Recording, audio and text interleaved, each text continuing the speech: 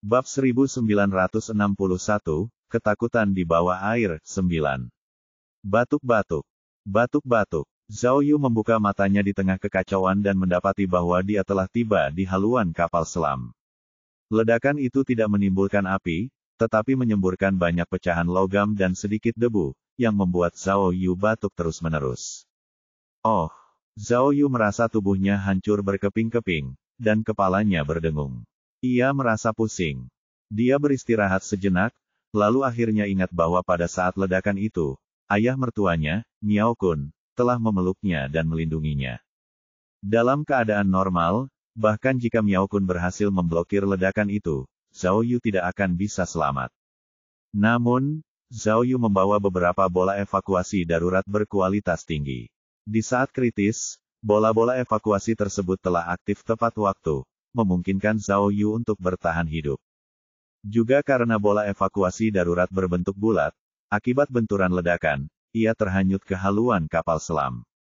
Namun, meskipun dilindungi oleh bola evakuasi darurat, Zhao Yu masih terluka parah. Saat itu, ia merasa dunia berputar di sekelilingnya, dan pikirannya menjadi lamban. Batuk-batuk. Zhao Yu memandangi kabin bertekanan tinggi yang kacau itu dan terbatuk lama. Lalu tiba-tiba ia teringat sesuatu yang penting.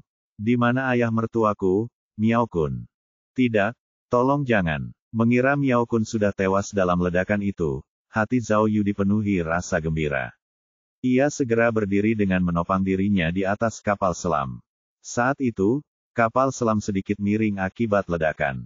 Lampu-lampu di langit-langit juga berkedip-kedip, dan kabel serta langit-langit tergantung di mana-mana. Oh! Zhao Yu ingin berteriak, tetapi mendapati tenggorokannya penuh darah, jadi dia tidak bisa mengeluarkan suara. Meludah. Dia hanya bisa batuk beberapa kali untuk mengeluarkan darah. Setelah muntah, ia berjalan menyusuri haluan kapal selam dan menuju pintu kabin. Namun, ia terkejut mendapati kakinya sudah basah kuyup. Petik 2. Zhao Yu terkejut dan segera melihat ke tempat ledakan baru saja terjadi. Ia melihat ada beberapa retakan besar di dinding kabin, dan di sisi dekat lantai, air laut sudah menyembur masuk melalui celah-celah tersebut. Brengsek. Zhao Yu segera melihat ke arah pintu kabin, tapi pintunya masih terbuka. Ini gawat. Kalau palkanya tidak bisa ditutup, begitu air laut menembus dinding kabin, semua orang di pangkalan akan tewas. Tapi, Zhao Yu teringat situasi sebelumnya dan menyadari bahwa jika dia ingin menutup pintu, dia harus merebut laptop dari tangan pria jangkung itu. Tapi, yang tinggi sudah masuk ke dalam kapal selam. Sebuah kapal selam. Zhao Yu mendongak dan tiba-tiba melihat penutup di atas kapal selam terbuka. Pria jangkung itu menjulurkan tubuhnya keluar pintu untuk melihat-lihat. Melihat ekspresinya yang sedih dan terluka, seharusnya dia merasa kasihan pada temannya. Namun, saat dia memperhatikan, Zhao Yu tiba-tiba muncul di hadapannya. Ketika dia melihat Zhao Yu, dia tertegun sejenak. Lalu, dia sangat terkejut sampai rahangnya hampir ternganga. Petik 2. Pria jangkung itu menatap Zhao Yu seolah-olah melihat hantu. Ia tak habis pikir bagaimana Zhao Yu bisa selamat dari ledakan dahsyat itu. Selain itu, dia tidak hanya selamat, tetapi dia juga bisa berjalan 2 langkah, dan memanjat kapal selam. Petik 2. Merangkak. Detik berikutnya, pria jangkung itu menyadari bahwa Zhao Yu sudah naik ke kapal selam dan dengan cepat memanjat ke arahnya. Dia benar-benar melihat hantu hidup. Penjahat jangkung itu tak pernah menyangka Zhao Yu akan bisa memanjat ke arahnya. Ia segera memeluk laptopnya dan melompat ke dalam kabin selam, lalu mengulurkan tangan untuk menarik penutup palka, mencoba menutupnya. Begitu penutup palka ditutup, Zhao Yu tidak akan bisa berbuat apa-apa.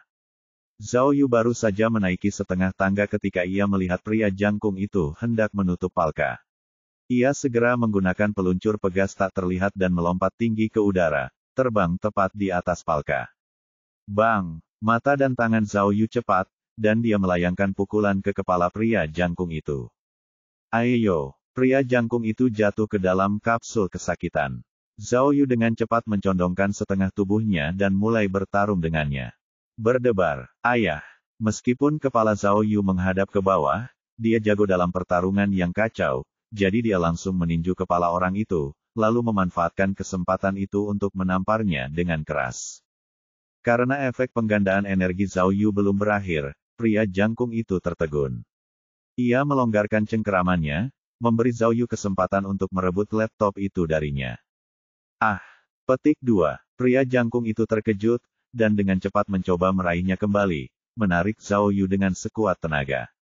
Zhao Yu tidak berani melawan lagi. Lagi pula, dinding luar kabin sudah rusak. Karena dia sudah mendapatkan komputer tablet, yang terpenting sekarang adalah segera keluar dan menutup pintu kabin anti-air itu. Zhao Yu meludahi wajah pria jangkung itu. Penjahat jangkung itu belum pernah melihat gaya bertarung seperti itu sebelumnya. Ia langsung berteriak jijik dan melepaskan Zhao Yu, membiarkan Zhao Yu melarikan diri. Ham. Zhao Yu memeluk laptopnya erat-erat dan segera melompat dari kapal selam. Ia ingin pergi ke pintu kabin dan menutupnya. Namun, tepat saat ia melompat ke dalam air, ia terkejut melihat ada orang lain tergeletak di air tak jauh darinya. Ah, Miao Kun. Benar sekali, pria ini adalah ayah mertuanya, Miao Kun. Melihat Miao Kun masih dalam kondisi baik, Zhao Yu teringat sesuatu. Ia ingat, saat menjalankan misi bersama Miao Kun, ia pernah menggunakan bola evakuasi darurat padanya. Saat ledakan tadi, mungkin bola evakuasi darurat di tubuhnya juga terpental tepat waktu, yang berarti Zhao Yu tidak punya waktu untuk berpikir. Dia berlari ke Miao Kun dan menggendongnya.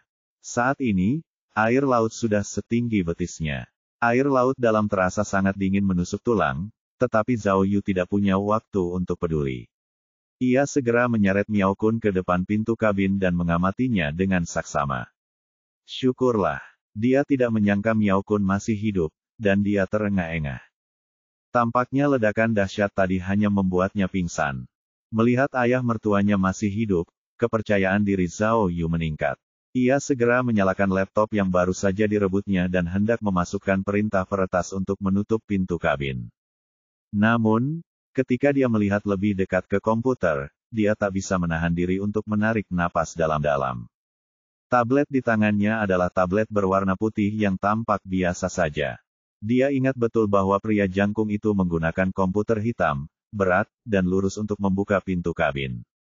Brengsek, Zhao Yu mengutak-atik komputer dan menggunakan perintah peretas. Ia kemudian menyadari bahwa komputer itu tidak memiliki fungsi untuk membuka pintu kabin. Itu hanyalah komputer biasa. Ini berarti bahwa Zhao Yu segera mengangkat kepalanya dan melihat ke arah kapal selam. Penjahat jangkung itu berdiri di atas kapal selam tinggi, memegang laptop hitam dan memamerkannya kepada Zhao Yu. Brengsek, Zhao Yu sangat tertekan. Dia tidak menyangka akan salah mengambil laptop. Pria ini punya 2 laptop. Pria jangkung itu mendengus dingin.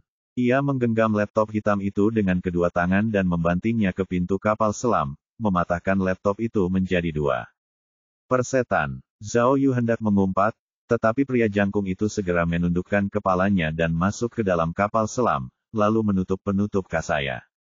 Bab 1962, Ketakutan di bawah air, 10. Sangat buruk.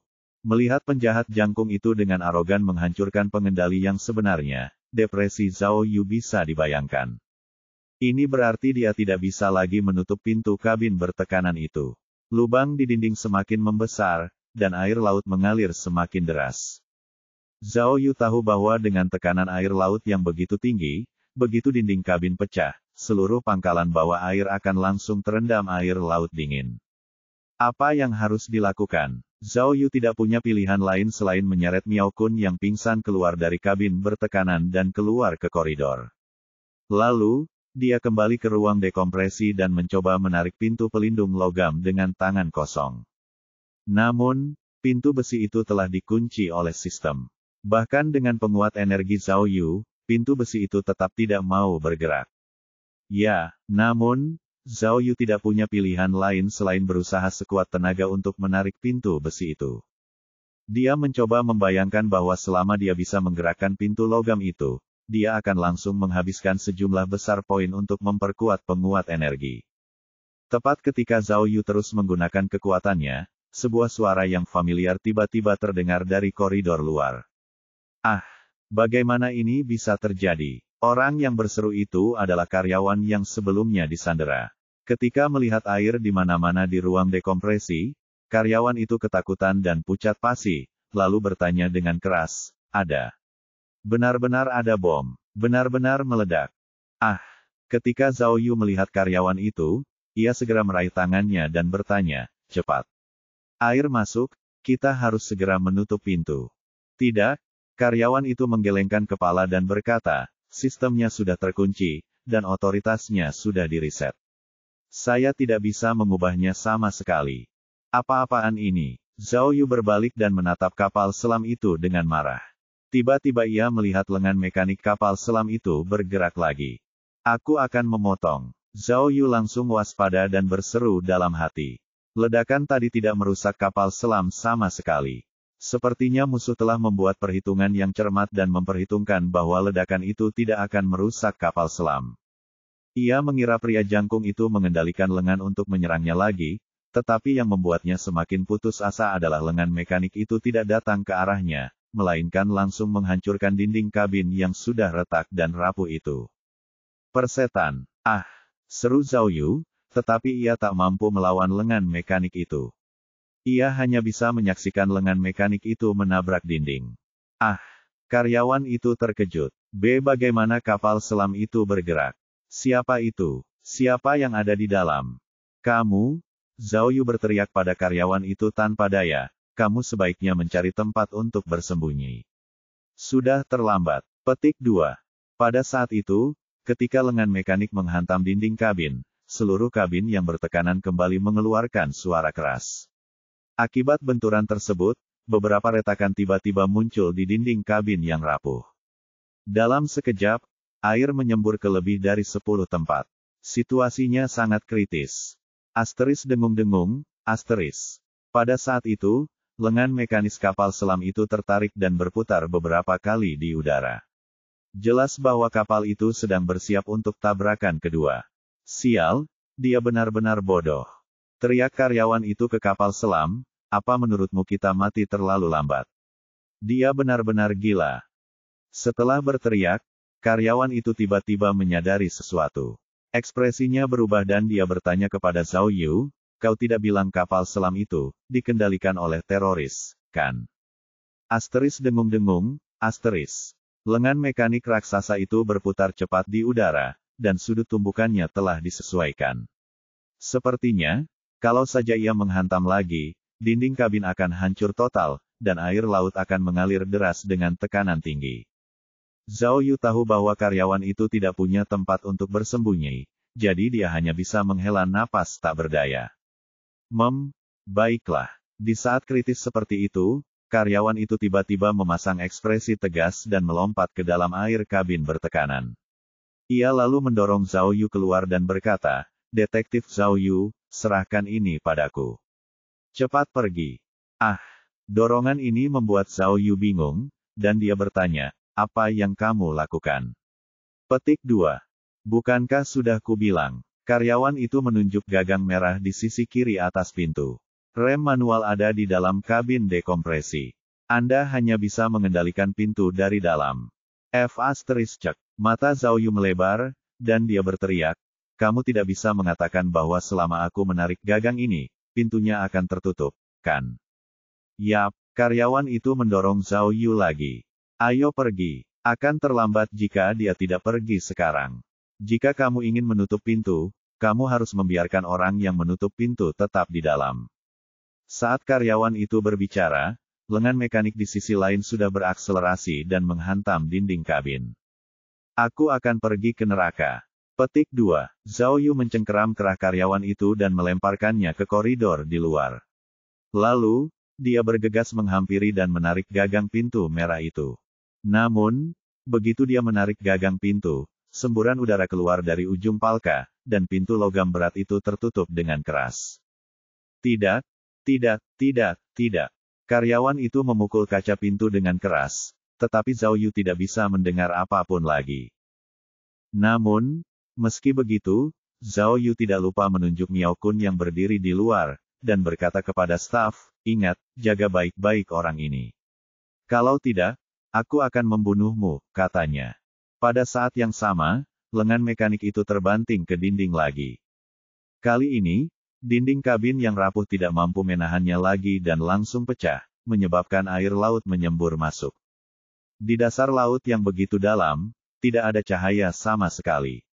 Melihat air laut yang gelap mengalir deras seperti tanah longsor, siapapun itu, mereka akan merasa sangat takut, bahkan Zhao Yu pun tidak terkecuali. Zhao Yu segera meraih rak logam dan menarik napas dalam-dalam. Ia kemudian mengklik bilah perangkat umum dan mengaktifkan perangkat pernapasan tak terlihat. Wuss! Air laut menyembur deras dan menghantam tubuh Zhao Yu. Meskipun ia berpegangan kuat pada rangka logam itu, ia tetap kehilangan cengkeramannya. Lalu, ia tersapu oleh air laut, seolah-olah ia telah memasuki mesin cuci yang sedang menyala, dan ia mulai berguling-guling dengan keras. 120 meter di kedalaman laut, sensasinya berbeda dari menyelam biasa. Saat air mengenai tubuhnya, Zhao Yu merasa seluruh tubuhnya akan rata. Saat menghadapi bahaya, ia dengan cepat mengklik bilah perangkat di benaknya untuk menemukan perangkat lain. Namun, di antara alat peraganya, tidak ada alat peraga seperti kapal selam laut dalam. Sepertinya selain alat bantu pernapasan, tidak ada alat peraga lain yang cocok. Tepat saat ia berputar cepat di pusaran itu, Zhao Yu tiba-tiba melihat sebuah alat. Ia tanpa berpikir panjang dan segera menggunakannya pada dirinya sendiri. Ini tidak lain adalah perangkat tingkat atas lain yang telah ia peroleh sejak lama, pakaian antariksa, tak terlihat. Brengsek, aku nggak percaya ini. Karena pakaian antariksa bisa dipakai di luar angkasa, seharusnya nggak terlalu buruk juga di laut dalam, kan? Benar saja.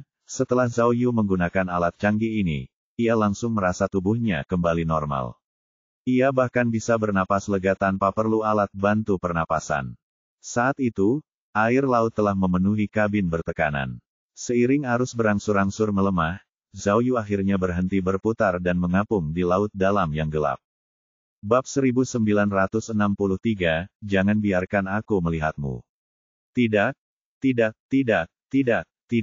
Melihat kabin bertekanan rendah itu langsung terisi air laut, karyawan di luar pintu mengetuk kaca dengan cemas dan berteriak kesakitan, "Kau detektif. Kau masih harus menangkap penjahatnya.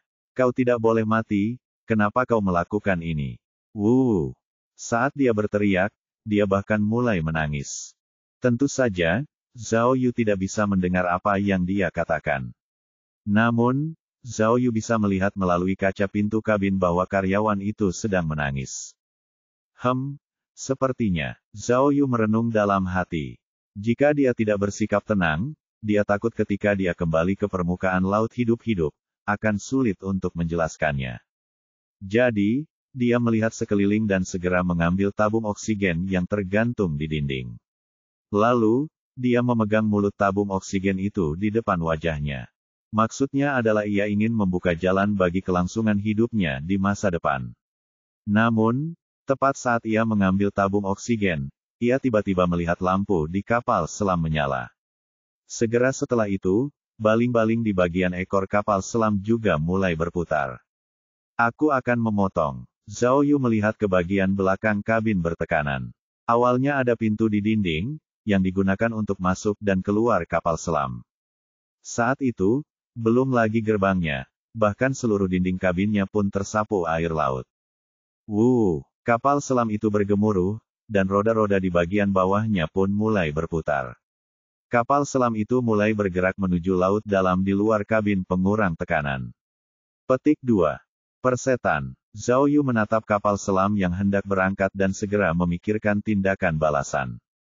Sekarang si pendek sudah mati, si tinggi adalah satu-satunya petunjuknya. Jika si tinggi lolos, dia tidak akan tahu di mana menemukan Dinglan. Tetapi, orang ini sedang duduk di dalam kapal selam.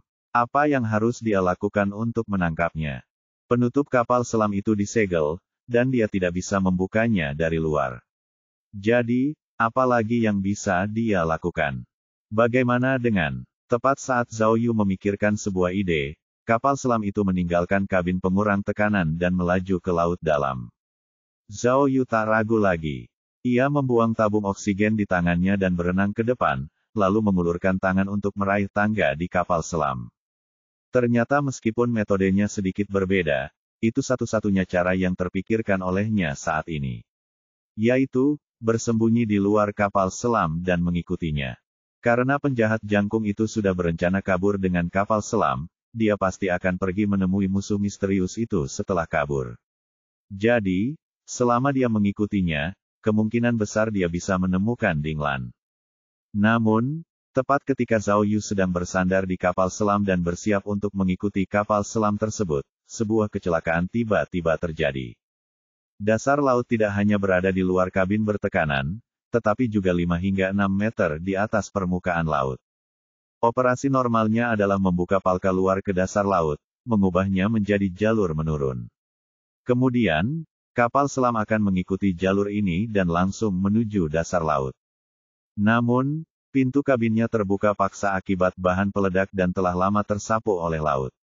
Lagi pula, penjahat jangkung itu tidak punya pengalaman. Setelah kapal selam itu bergerak keluar, kapal itu malah jatuh langsung ke dasar laut.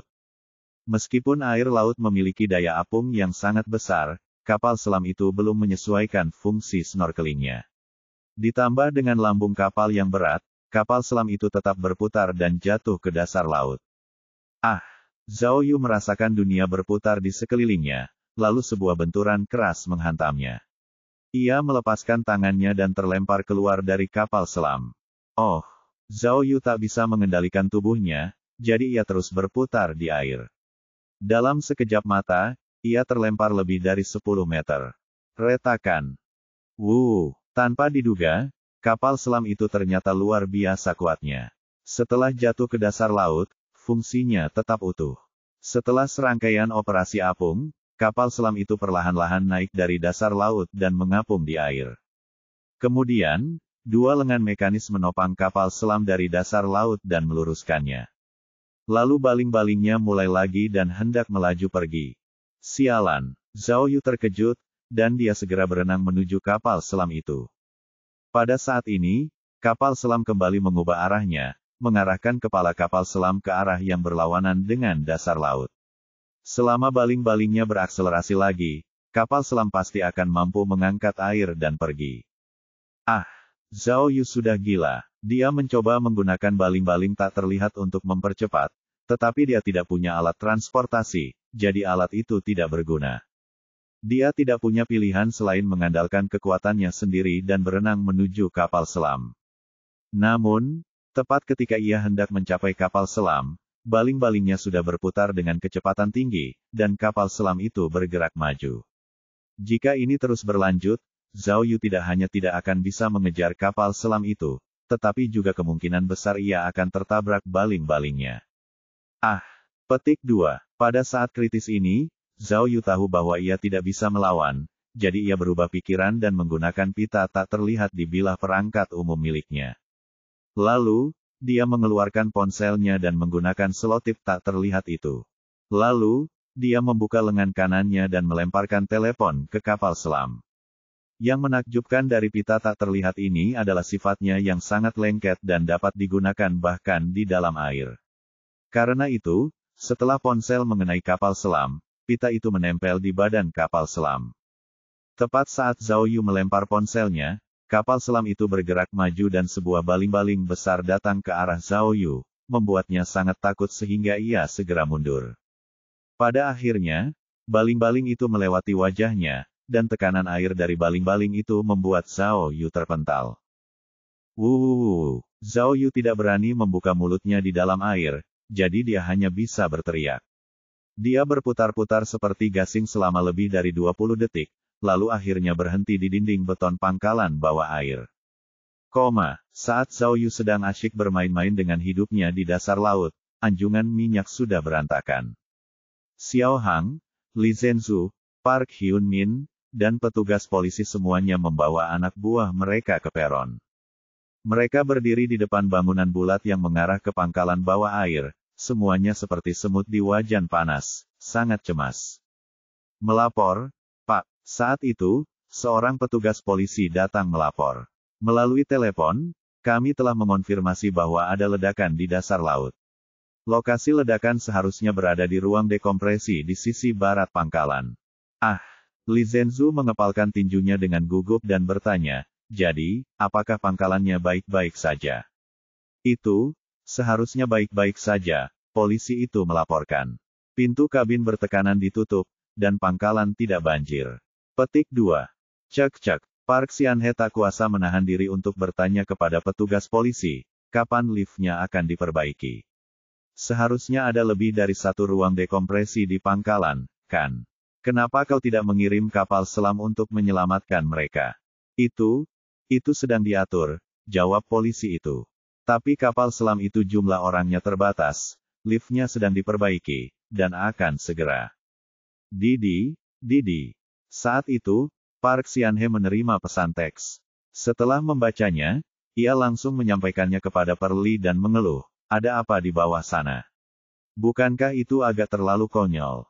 Departemen Urusan Nasional sebenarnya meminta kami untuk bertanya pada teras Ubin Biru, sial, apakah ada uji coba nuklir yang terjadi di sana? Petik 2. Fiuh. Melihat pesan ini, Li Zhenzu menghela napas dalam-dalam, lalu berjalan di depan Xiao Hang dan berkata, petugas Xiao, apakah Anda puas sekarang? Lihat apa yang telah Anda lakukan. Xiao Hang cepat menjelaskan, apa yang bisa kulakukan. Zhao Yu gila, aku juga diculik olehnya. Aku korbannya, oke. Lihat, begitu dia melepaskanku, aku langsung memanggilmu. Berhentilah berakting, kata Li Zhenzu dengan marah, jangan berpikir bahwa hanya karena kau melimpahkan semua kesalahan pada orang gila itu, kau tidak ada hubungannya dengan itu. Tunggu saja kau dituntut, Zhao Yu. Li Zhenzu berbalik dan mengepalkan tinjunya. Lebih baik kau jangan biarkan aku melihatmu, atau kau akan menyesal. Petik 2. Akibatnya, tepat ketika suara Li Zhenzu mereda, ia mendengar seorang petugas polisi yang berjaga di tepi pantai berteriak kegirangan. Ada orang di sana, cepat, lihat. Begitu dia mengatakan itu, semua petugas polisi berkumpul di sekelilingnya. Salah satu dari mereka berteriak dengan mata tajam. Bukankah itu detektif Tiongkok, Zhao Yu? Bab 1964, Bab 1961 hal-hal tidak boleh ditunda. Zhao Yu, ini benar-benar kau. Melihat Zhao Yu naik ke anjungan minyak dari laut, semua petugas polisi yang hadir sangat terkejut hingga tak bisa menutup mulut, terutama Li Zhenzu yang baru saja membuat pernyataan berani. Ia maju 2 langkah dan menatap Zhao Yu yang basah kuyup dengan tak percaya, lalu bertanya, kau? Jangan bilang kau berenang dari dasar laut. Batuk-batuk. Zhao Yu terbatuk beberapa kali dan duduk bersila di dek. Meskipun saat itu musim panas yang terik, ia baru saja berenang dari laut dalam, dan udaranya sangat dingin hingga giginya bergemeletuk. Kondisinya sangat menyedihkan. Dia melirik Li Zhenzu dan mengabaikan keberadaannya. Dia berbalik dan bertanya pada Xiao Hang, cepat. Cari ponselku. Ayo kita lihat di mana. Apa? Xiao Hang buru-buru menatap Zhao Yu. Ponselmu. Ponselmu? Bukankah kau membuangnya ke toilet di rumah sakit? Jika kamu menginginkan ponsel baru, aku akan mengajukannya untukmu. Petik 2. Jangan main-main. Zhao Yu tahu Xiao Hang sedang mencari alasan untuk meredakan situasi, tetapi situasinya mendesak dan dia sedang tidak ingin ikut campur. Dia segera berkata, aku sudah menempelkan ponselku ke kapal selam. Musuh sekarang menggunakan kapal selam untuk melarikan diri. Kita harus menemukannya sesegera mungkin.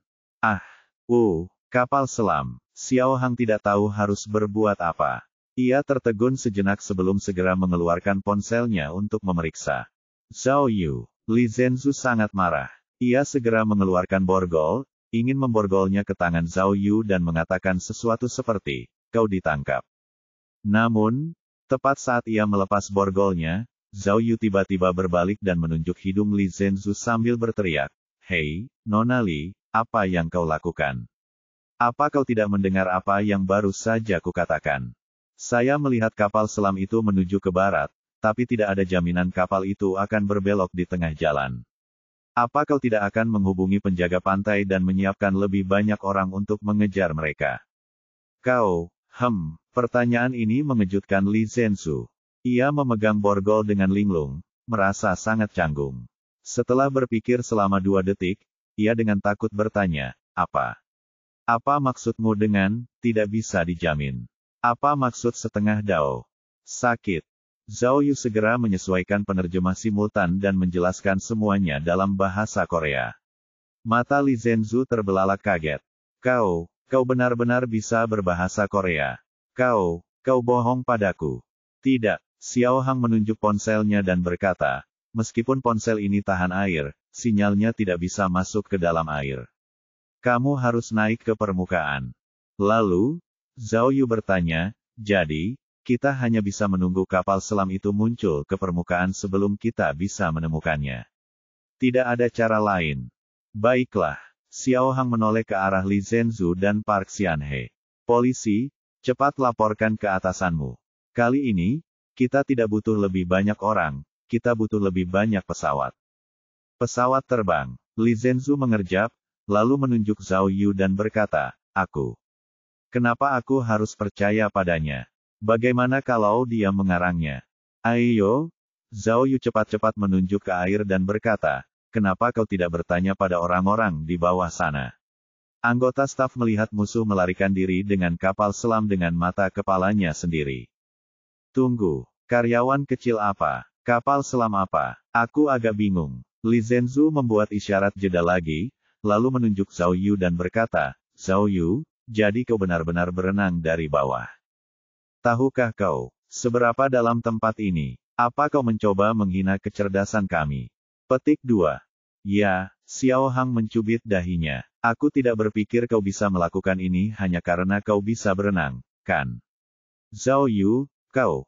Setelah ledakan, saya memakai pakaian selam, kata Zhao Yu. Saya mempertaruhkan nyawa untuk menyelamatkan pangkalan di sana. Jika saya tidak menutup pintu kabin bertekanan, pangkalan itu pasti sudah kebanjiran.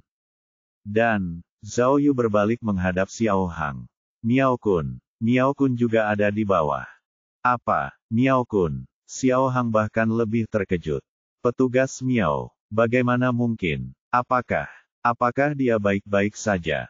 Laporkan. Pada saat ini, seorang petugas polisi berlari dari kejauhan dan melaporkan kepada semua orang, lift telah kembali normal. Orang-orang di bawah dapat segera naik.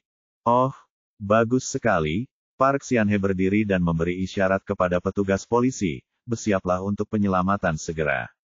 Hei, Zhao Yu meraih lengan Li Zhenzu, tunggu apa lagi?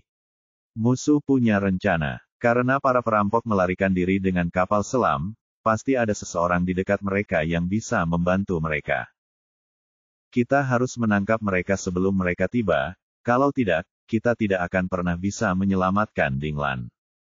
Zhao Yu, Li Zhenzu memegang lengan Zhao Yu dan berkata dengan galak, apakah kamu ingin menculikku lagi? Kalau kau ingin aku mengirim seseorang, kau harus memberitahuku dulu, apa yang terjadi di bawah air. Apakah tujuan musuh adalah meledakkannya?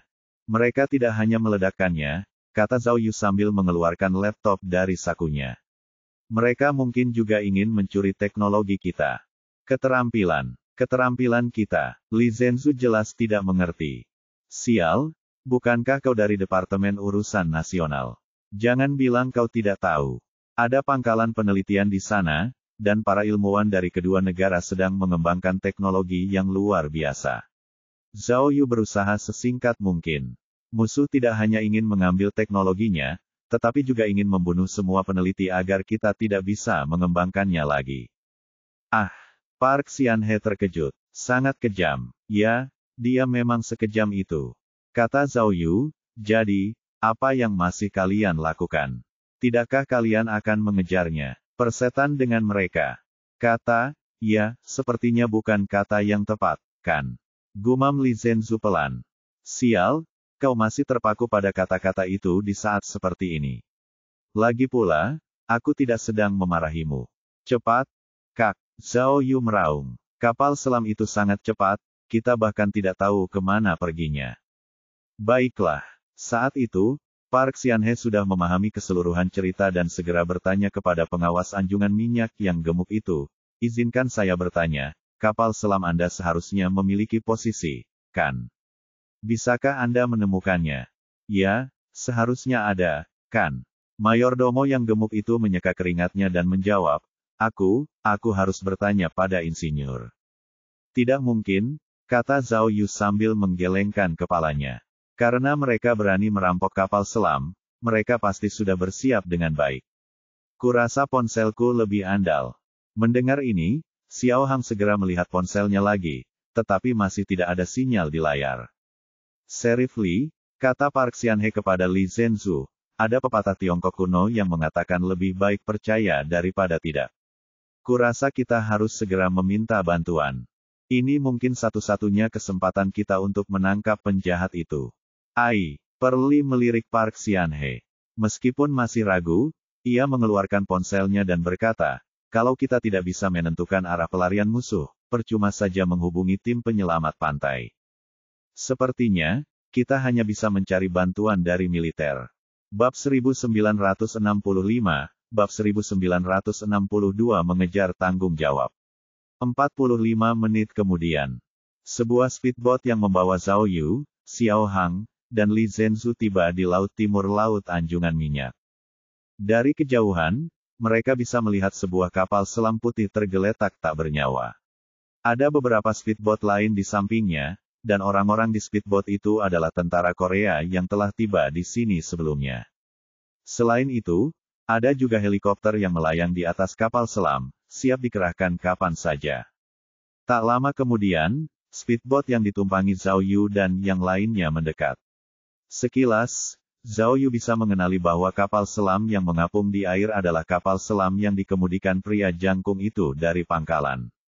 Bagaimana mungkin? Xiao Hang menunjuk kapal selam itu dan bergumam, ini lautan luas. Kita datang tepat waktu. Bagaimana mungkin kita tidak melihat siapapun? Mendengar gerutuan Xiao Hang, tak seorang pun di lokasi kejadian menanggapi. Hanya satu tentara yang tiba lebih awal. Ia menarik speedboat mereka ke depan kapal selam dan mengikatkan tali ke tangga kapal selam. Lalu, Zhao Yu dan Li Zhenzu melangkah ke kapal selam dan memanjat menuju pintu di bagian atas kapal selam. Saat memanjat, Zhao Yu sudah bisa mencium bau mesiu dan api. Ketika ia naik ke penutup kabin dan melihat ke bawah, ia melihat kabin bagian dalam kapal selam telah meledak. Jelas, ledakan baru saja terjadi. Yang lebih mengerikan lagi adalah mereka bisa melihat sesosok tubuh yang hancur berkeping-keping di kabin kapal selam. Salah satu kaki manusia yang patah sangat menarik perhatian. Laporkan, saat itu, seorang tentara yang berdiri di sampingnya melapor kepada Li Zhenzu. Kami menemukan mayat yang meledak di sana. Korban diperkirakan seorang pria, dan kabinnya rusak parah. Cek. Li Zhenzu menatap Zhao Yu dan bertanya, bagaimana, Detektif Zhao? Apakah penjahat itu? Apakah kau masih bisa mengenaliku? Seharusnya begitu. Petik 2. Zhao Yu memperhatikan bahwa ada seragam kerja putih di sisa-sisa mayat, yang sama dengan pakaian yang dikenakan pria jangkung itu. Jelaslah bahwa tubuh yang meledak itu adalah milik penjahat jangkung itu. Sepertinya, Li Zhenzu menatap lautan luas dan mendesah. Orang ini bukan pemimpin musuh. Dia terbunuh. Tuan, lapor prajurit itu. Saat kami tiba, asap masih mengepul dari dalam. Beberapa tempat terasa panas, yang berarti ledakan itu terjadi belum lama ini. Baiklah, Li Zhenzu mengangguk dan berkata, dengan kata lain, musuh misterius itu baru saja muncul di sini. Aku tidak mengerti, kenapa, mereka bahkan tidak membiarkan orang-orang mereka sendiri lolos. Jangan bilang, mereka sudah tahu kalau kita sedang mengikuti mereka. Kurasa, Zhao Yu menoleh dan berkata kepada Li Zhenzu dengan sungguh-sungguh, kau harus memeriksa laptop yang baru saja kuberikan padamu. Di dalamnya, kemungkinan besar ada data penelitian yang ingin mereka curi. Oh, Li Zhenzu cepat bereaksi dan langsung mengerti apa yang dimaksud Zhao Yu. Maksudmu, karena dia tidak menyelesaikan tugasnya, dia terbunuh. Lalu, Li Zhenzu tidak menyelesaikan kalimatnya, tetapi wajahnya menunjukkan ekspresi khawatir. Tentu saja, Zhao Yu tahu apa yang akan dikatakannya. Karena pemimpin musuh suka melampiaskan amarahnya pada orang lain dan telah membunuh penjahat jangkung itu, maka Dinglan, sanderanya, pasti berada dalam bahaya besar. Itu tidak mungkin. Karena masih ada asap, apakah para prajurit yang tiba di tempat kejadian benar-benar tidak melihat apa-apa? Tanya Xiao Hang. Petik 2. Bagaimana mungkin? Xiao Hang menunjuk Li Zhenzu. Kalian harus segera mencari di area ini. Musuh pasti belum pergi jauh. Kami sudah melakukannya, kata Li Zhenzu dalam bahasa Mandarin yang kurang lancar. Kami bahkan memberitahu angkatan laut. Bahkan jika musuh sedang menaiki kapal selam lain, mustahil untuk tidak menemukannya. Perairan internasional ada di timur, kata Xiao Hang sambil menunjuk ke kejauhan. Kalau aku jadi mereka, aku pasti akan lari ke perairan internasional. Kurasa kita harus mengirim lebih banyak orang ke sana. Kita pasti bisa menyusul mereka kalau kita kirim pesawat tempur ke sana. Hei, apa yang kau pikirkan? Li Zhenzu mengerutkan kening. Kau pikir aku komandan angkatan udara? Sudah kubilang, kami sudah berusaha sebaik mungkin untuk mencari. Pak, pada saat itu, seorang prajurit di sebelahnya menyerahkan benda lengket kepadanya. Zhao Yu meliriknya dan menyadari bahwa itu adalah ponsel yang ia tempelkan di kapal selam sebelumnya. Ia pun segera meraihnya. Li Zhenzu ingin mengatakan sesuatu kepada Zhao Yu, tetapi teleponnya tiba-tiba berdering. Ia terpaksa minggir dan menjawab panggilan itu. Pita perekat tak terlihat di ponsel itu sangat lengket. Zhao Yu segera menggunakan perangkat sistem untuk melepas pita perekat itu. Lalu, dia berbalik dan melihat ke laut di sekitarnya, tetapi tidak ada apapun di laut yang tak berbatas itu. Aku ingat, beberapa detik kemudian, Zhao Yu teringat sesuatu dan berkata kepada Xiao Hang, Miao Kun memberitahuku bahwa setelah dia diculik, dia sering merasa gemetar dan curiga bahwa dia berada di kapal besar. Petik 2. Yap, Xiao Hang menunjuk Li Zhenzu. Mereka sudah mencari di semua kapal di laut. Kalau dia benar-benar di kapal, mereka pasti bisa menemukannya segera, kan? Mungkin juga, kata Zhao Yu. Itu kapal selam. Petik 2. Tidak masalah kalau itu kapal selam, Xiao Hang menghiburnya. Bukankah wanita itu baru saja mengatakan bahwa mereka sudah mengerahkan angkatan laut? Kapal selam itu seharusnya bisa menemukannya, kan? Tapi, Xiao Hang merenung sejenak sebelum berkata, kalau memang ada kapal selam, bukankah musuhnya terlalu kuat? Mungkinkah itu organisasi resmi suatu negara besar? Zhao Yu, tanya Xiao Hang cepat, bukankah kamu pernah bertarung dengan mereka sebelumnya? Bagaimana perasaanmu? Apakah dia terlihat seperti orang pemerintah? Entahlah. Zhao Yu menggelengkan kepalanya. Rasanya mereka semua jauh lebih buruk daripada Li Benceng. Tapi mereka penembak jitu yang cukup akurat. Ada pistol. Kau, Xiao Hang terdiam. Kau sudah memecahkan semua ini. Apa kau mencoba memuji dirimu sendiri? Aku ingat keahlian menembakmu tidak terlalu bagus, kan? Kurasa, kenang Zhao Yu, kedua orang itu lebih seperti tentara bayaran. Kalau mereka pejabat pemerintah, Zhao Yu menunjuk mayat-mayat di kakinya. Bagaimana mungkin mereka membunuh begitu saja? Tanyanya. Itu masuk akal, kata Xiao Hang sambil merenung. Hanya saja mereka tidak menyelesaikan tugasnya, jadi mereka tidak bisa dianggap membunuhnya. Apakah kau masih ingat dua orang yang kau bunuh di gedung teknologi? Kata Xiao Hang, orang-orangku sudah memeriksa. Tidak ada catatan. Ngomong-ngomong, Zhao Yu tiba-tiba teringat sesuatu dan buru-buru bertanya pada Xiao Hang, apakah kamu ingat orang seperti itu? Aksen Eropa, pria kulit putih dengan bekas luka di wajahnya, tidak ada jari tengah di tangan kirinya, dan nadanya aneh. Oh, Xiao Hang terkejut dan segera menjawab, apa kau lupa kalau aku yang bertanggung jawab atas misi domestik? Nanti aku tanya Li Jing. Tepat saat Xiao Hang berkata demikian, Li Zhenzu mengakhiri panggilannya dan menoleh ke Zhao Yu. Semua orang di pangkalan bawah air telah diselamatkan. Telah dipastikan bahwa perkataan Zhao Yu benar. Para teroris menggunakan identitas Yu Mengtian untuk menyelinap ke kantornya dan membuka brankas. Kau benar, kata Li Zhenzu sambil menunjuk Zhao Yu. Benda-benda di tablet itu adalah bahan penelitian inti dari pangkalan bawah air. Tak ternilai harganya. Bagaimana dengan Miao Kun? Tanyanya. Apakah dia baik-baik saja? Tanya Zhao Yu. Dia masih koma, tapi nyawanya tidak terancam, jawab Li Zhenzu. Dia sudah dibawa ke rumah sakit. Xiao Hang menyatukan kedua tangannya dan berkata, syukurlah. Zhao Yu, kata Li Zhenzu dengan wajah serius. Jangan berpikir bahwa kami akan berterima kasih hanya karena kamu menyelamatkan pangkalan bawah laut. Setelah ini selesai, kami akan meminta pertanggungjawabanmu atas perilaku sembronomu, Wan Wan. Bab 1966, Musuh yang Menghilang. Bagaimana mungkin? Angin laut bertiup kencang, membuat kapal selam yang baru saja meledak dan terisolasi di laut itu tampak semakin suram. Li Zhenzu berdiri di haluan kapal dan berkata kepada ponselnya dengan ekspresi tak percaya, ketika kita menemukan sinyal, segera kirim tim terdekat ke sana. Intervalnya tidak lebih dari 10 menit, kata Li Zhenzu. Musuh tidak hanya harus melarikan diri, tetapi juga harus membunuh para penjahat di kapal selam dan menciptakan ledakan. Itu laut lepas, mereka pasti tidak bisa kabur jauh. Apa kalian melewatkan sesuatu? Li Zhenzu ingin mengeluh, tetapi dia dan militer tidak berada dalam sistem yang sama, dan dia tidak memiliki kemampuan untuk membatasi kekuatan penuh pihak lain.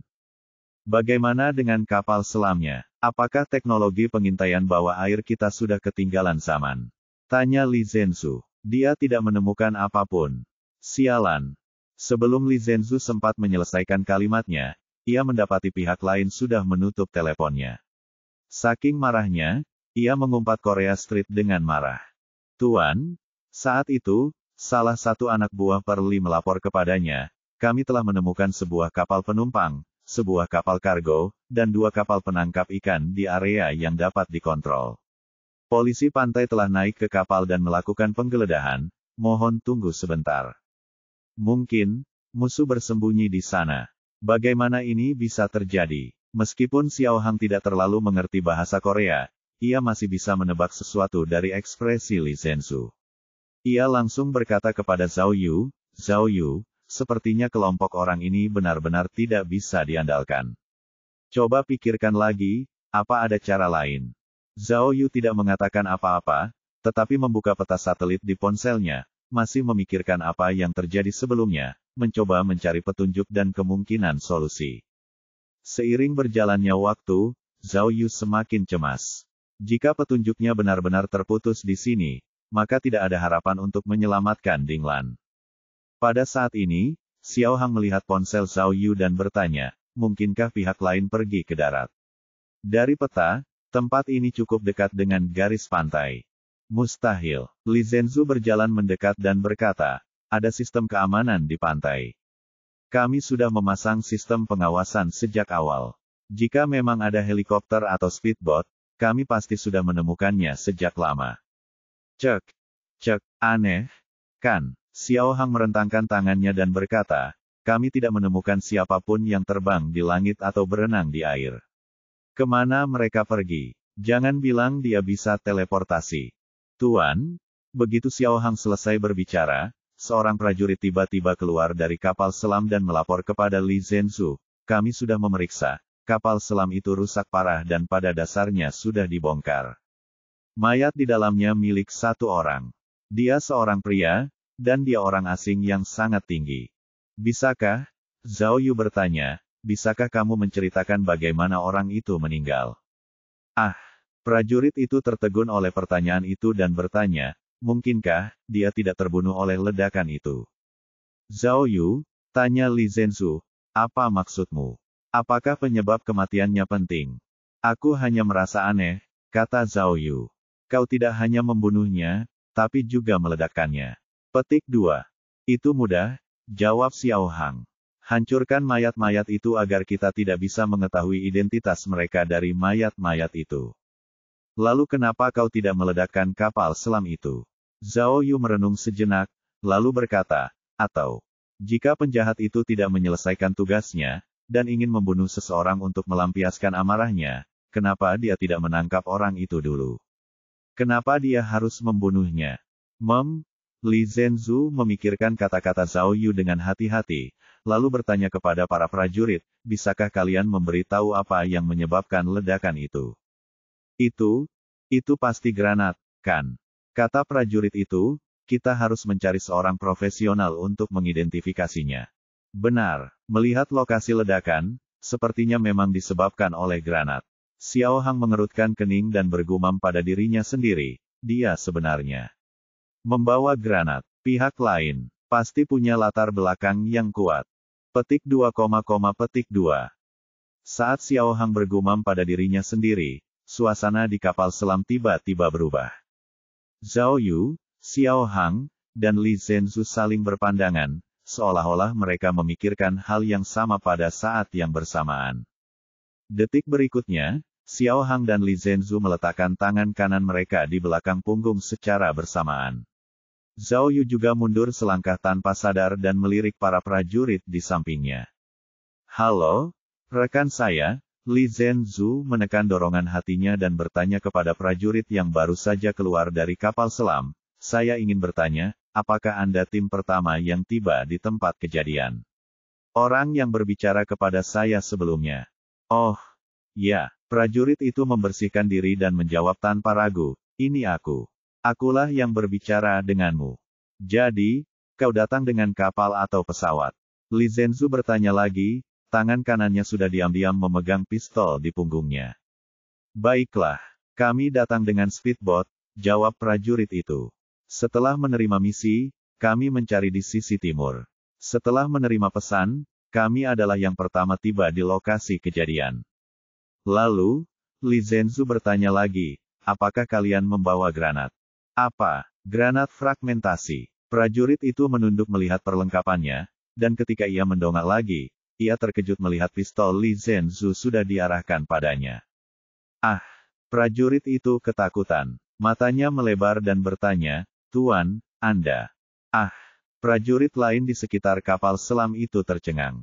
Wus! Xiao Hang segera mengeluarkan pistolnya dan mengarahkannya ke prajurit lain yang hendak mencabut pistolnya.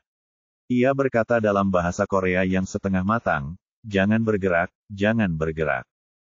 Ini, meskipun mereka tidak tahu apa yang sedang terjadi, anak buah Li Zhenzu dengan cepat mengeluarkan pistol mereka dan mengarahkannya ke prajurit lain yang tersebar di sekitar kapal selam. Ah! Petik 2. Akibatnya, suasana di sekitar kapal selam menjadi sangat tegang. Tuan, prajurit terdepan tidak berani bertindak gegabah. Ia perlahan mengangkat tangannya dan bertanya kepada Li Zhenzu, "Tuan, apa maksud Anda dengan ini?" "Apa maksudmu?" kata Li Zhenzu, "Segera laporkan nomor urut pasukanmu dan nomor prajurit masing-masing." Ah!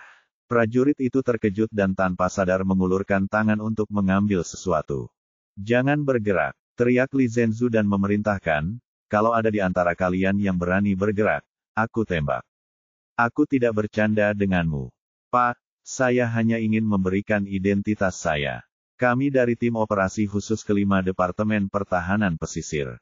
Prajurit itu mengangkat tangannya dan berkata, "Kami telah menerima misi dari atasan untuk membantu Departemen Pertahanan Nasional dalam melakukan operasi pencarian di laut. Nama saya Li Xiucheng, dan nomor seri saya adalah..." Prajurit itu mengucapkan nomornya dengan lancar, dan Li Zhenzu mengangguk kepada salah satu anak buahnya. Anak buahnya segera mengeluarkan ponsel mereka dan mulai memverifikasi informasi tersebut. "Oh," prajurit bernama Li Xiucheng berkata, "Tuan, apakah ada kesalahpahaman? Kau pikir kita musuh? Kami telah memblokir seluruh wilayah laut, tetapi kami tidak menemukan sesuatu yang mencurigakan," kata Li Zhenzu. "Saya hanya bisa menduga bahwa musuh mungkin menyamar sebagai personel pertahanan pantai kami." "Ya," kata Xiao Hang. "Aku sudah melihat kejadiannya. Serpihan hijau tua itu tampak seperti granat militer. Hanya Angkatan Darat yang memilikinya. Yang terpenting," kata Zhao Yu, "kamu yang pertama tiba di lokasi kejadian, tapi kamu tidak melihat sesuatu yang mencurigakan di laut yang begitu jernih dan terbuka. Ini saja sudah merupakan kecurigaan terbesar." Oh. Tanpa diduga, setelah Zhao Yu mengatakan ini, seorang prajurit di speedboat di sebelahnya tiba-tiba menunjuk helikopter di udara dan berkata, "Ketika kami tiba, helikopternya sudah ada di sana. Dia sedikit lebih awal dari kami, kan?" Ya. Prajurit bernama Li Xiucheng itu segera berkata, "Itu benar. Aku salah. Kupikir kau bertanya siapa yang naik kapal selam duluan." Sebenarnya, pesawat ini. Akibatnya, tepat ketika Li Xiucheng menunjuk helikopter di udara, helikopter itu justru bergemuruh dan terbang ke arah mereka. Yang lebih mengerikan adalah helikopter itu adalah helikopter militer. Begitu helikopter mulai terbang, 2 senapan mesin dipasang di hidung helikopter dan diarahkan ke orang-orang Sekte Kongtong. Bab 1967, dengarkan ayah. Petik 2. Tidak seorang pun akan menyangka bahwa masalah sebenarnya bukanlah para prajurit yang pertama kali menaiki kapal selam, melainkan helikopter yang terbang rendah. Karena helikopter itu memiliki karakteristik militer yang jelas, para prajurit, Zhao Yu, dan yang lainnya berasumsi bahwa helikopter itu hanya menunggu instruksi dari atasan mereka. Namun, dia tidak menyangka bahwa pesawat itu benar-benar akan. Mungkin karena mereka melihat prajurit Li Xiucheng mengangkat tangannya untuk memberi isyarat kepada helikopter, orang-orang di helikopter menyadari bahwa mereka telah terekspos. Karena itu, pesawat itu tidak hanya terbang cepat ke arah kerumunan, tetapi juga mengarahkan 2 senapan mesin ke arah mereka. Tidak bagus. Zhao Yu berdiri di antara Li Zhenzu dan Xiao Hang. Melihat situasinya tidak baik, ia segera berbalik, mengangkat tangannya, dan melompat ke air bersama mereka berdua. Saat mereka melompat ke air, senapan mesin di pesawat menembak tanpa henti. Ledakan. Meskipun bukan senapan mesin berat, daya tembaknya tetap sangat mengerikan. Lidah api menyembur keluar, dan peluru ditembakkan ke arah kerumunan seperti longsoran salju, yang langsung meledak di tengah kerumunan. Karena pelurunya terlalu ganas, banyak prajurit yang tertembak bahkan tidak sempat berteriak sebelum tubuh mereka berlumuran darah dan jatuh ke air. Untungnya, Zhao Yu dan 2 orang lainnya berdiri di atas kapal selam. Setelah mereka melompat ke air, kapal selam itu menjadi perisai mereka. Du. Sederet peluru mengenai kapal selam, menimbulkan suara logam. Lalu, peluru itu menembus permukaan air, melewati mereka bertiga, dan langsung menuju ke dasar air. Dari mereka bertiga, Xiao Hang yang paling berpengalaman. Begitu melihat peluru masuk ke air dari belakang, ia tahu helikopter itu terbang di atas kepala mereka. Karena itu, dia segera melompat keluar dari air dan mengangkat pistolnya. Sebelum air surut, dia menembak helikopter itu. Namun, pesawat itu menukik turun dengan sangat cepat. Saat Xiao Hang menembak lagi, pesawat itu sudah terbang sejauh 40 meter. Peluru Xiao Hang sama sekali tidak membahayakannya. Lagi pula, itu helikopter militer sungguhan. Kalaupun terkena peluru, itu pasti bukan masalah besar. Hualalalala. Sedetik kemudian, Zhao Yu dan Li Zhenzu melompat keluar dari air. Ketika mereka melihat helikopter itu lagi, helikopter itu sudah terbang 100 meter jauhnya. Dengung. Suara dengung baling-baling helikopter perlahan melemah saat ia terbang semakin jauh ke arah timur laut. Sepertinya ia tidak akan menyerang lagi. Dengan teriakan yang menggema di telinga mereka, ketiga orang itu melihat bahwa melalui tembakan senapan mesin tadi, beberapa tentara dan bahkan agen Li Zhenzu sayangnya tertembak peluru. Laut itu sungguh pemandangan yang tragis. Di kapal selam itu, sederet lubang peluru berasap telah ditembakkan. Speedboat yang mereka tumpangi juga rusak parah, dan beberapa bagian bahkan terbakar. Petik 2. Li Zhenzu menatap laut yang hancur dan tampak kebingungan. Ia tertegun selama setengah detik sebelum teringat bahwa ia harus melapor ke markas. Namun, ketika dia mengangkat tangannya, dia hanya melihat pistol di tangannya dan tidak menemukan ponselnya. Sepertinya ponsel itu terjatuh ke laut karena terburu-buru tadi. Ponsel. Li Zhenzu menoleh dan melihat Zhao Yu. Ia buru-buru melangkah ke air dan mengulurkan tangannya dengan cemas untuk memintanya. Cepat, berikan ponselmu. Oh, pada saat itu, Zhao Yu juga sedikit bingung. Lagi pula, kejadiannya begitu tiba-tiba sehingga dia lengah. Dia melompat ke air karena naluri, tapi sekarang dia menyesalinya. Dia menyesal tidak terbang di atas sana dengan pesawat. Atau haruskah saya menggunakan selotip tak terlihat untuk menempelkan telepon ke pesawat? Atau, jubah tak terlihat, peluncur pegas. Sekarang, dia hanya bisa menyaksikan pesawat itu lepas landas. Ponsel, Di mana ponselnya? Li Zhenzu melihat Zhao Yu linglung, jadi dia buru-buru berteriak. Oh! Zhao Yu kemudian tersadar kembali dan segera merogoh sakunya untuk mengambil ponselnya. Ponsel ini adalah ponsel yang dipasang Zhao Yu di kapal selam. Karena ponsel ini adalah ponsel khusus buatan dinas rahasia, ponsel ini tidak hanya sangat kuat, tetapi juga benar-benar tahan air. Seharusnya dia bisa menelepon sekarang. Namun, tepat ketika Zhao Yu mengeluarkan ponselnya dan hendak membuka kunci kata sandi, ponselnya berdering lebih dulu. Ah! Petik 2. Zhao Yu terkejut dan mengeluh dalam hatinya, siapa yang begitu buta? Kenapa dia harus menelepon saat ini? Tapi, kalau dipikir-pikir lagi, itu hal yang baik. Kalau Li Jing menelepon, dia bisa melaporkan situasinya dan memintanya segera mencari cara untuk mengejar helikopter. Pada akhirnya, ketika dia melihat ide penelepon, jantungnya berdebar kencang. Ini karena nomor di layar itu bukan milik Li Jing atau siapapun. Itu milik adik baptisnya, Ding Lan. Aku akan memotong. Zhao Yu melihat nomor telepon itu, lalu menatap pesawat di kejauhan. Jantungnya tak kuasa menahan diri untuk berdetak lebih cepat. Wuss! Dia tidak berani terlalu memikirkannya dan langsung menekan tombol jawab. Suara marah terdengar dari telepon. Detektif Zhao, kau benar-benar tangguh. Ah! Petik 2. Apa? Zhao Yu terkejut. Ia tak menyangka musuh misterius itu akan berbicara seperti itu padanya. Ia selalu membawa ponsel Ding Lan selama ini. Halo, Li Zhenzu sudah cemas. Melihat Zhao Yu mengangkat telepon, dia berenang dan meraihnya. Jangan, jangan, jangan. Xiao Hang segera berdiri di tengah dan menyerahkan ponselnya kepada Li Zhenzu. Aku juga punya satu di sini. Ini.